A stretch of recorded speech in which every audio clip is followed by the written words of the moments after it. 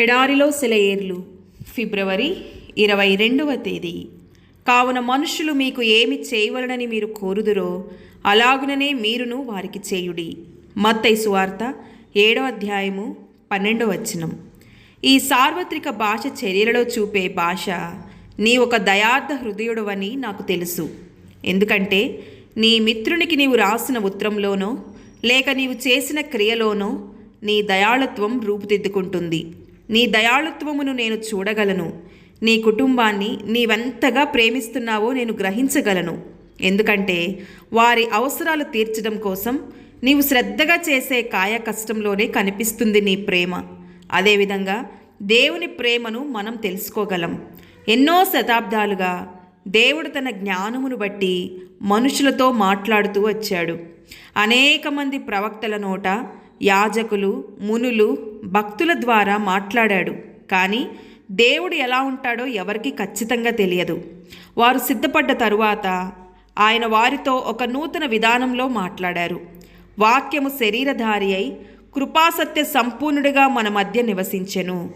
తండ్రి వలన కలిగిన అద్వితీయ కుమారుని మహిమ వలె మనము ఆయన మహిమను కనుగొంటిమి. దేవుని ప్రేమ మనం చూడగలిగే జీవితంలో, కల్వరి శిలువలో మనం చూచిన మరణంలో రూపుదిద్దుకుంది. ఇదే నరావతారి కావడం, అనగా ప్రజల కళ్ళెదుట శరీరధారిగా మారడం. ఎట్టకేలకు దేవుడు చర్య తీసుకొనుట అనే సార్వత్రిక భాషలో మాట్లాడాడు. ఒకరోజు జార్జ్ వాషింగ్టన్కి నీ పొరుగువారిని ప్రేమించుట అనే అంశం మీద ప్రసంగం చేసే అద్భుత అవకాశం దక్కింది. కొందరు స్నేహితులతో కలిసి ఆయన గుర్రాల మీద ఒక పొలం దాటుతున్నాడు. చివరి గుర్రం దాటే సమయంలో గోడలా పేర్చిన రాళ్ళు జారిపడిపోయి పెద్ద ఖాళీ ఏర్పడింది. కనుక ఆగి దాన్ని సరిచేసి వెళదామని వాషింగ్టన్ సలహా ఇవ్వగా తక్కిన వాళ్ళు ఏం కాదులే పద అంటూ భుజాలు ఎగరేశారు. మారు మాట్లాడకుండా వారితో వెళ్ళిపోయాడు. ఆ బృంద విడిపోయి ఇంటికి వెళుతుండగా వారిలో ఒకడు వాషింగ్టన్ రైతు పొలంలో పడిపోయిన రాళ్లను జాగ్రత్తగా పేర్చడం చూశాడు. ఓ అధ్యక్ష, మీరు చాలా పెద్దవారు.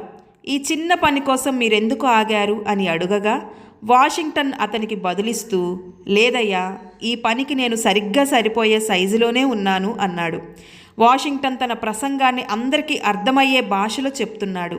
మాటలు చెప్తే ఆ రైతు విసుక్కునేవాడే గాని ఆ గోడను సరిచేయడం ద్వారా తన పొరుగువారిని ప్రేమించిన విధానానికి మాటలు అవసరం లేదు.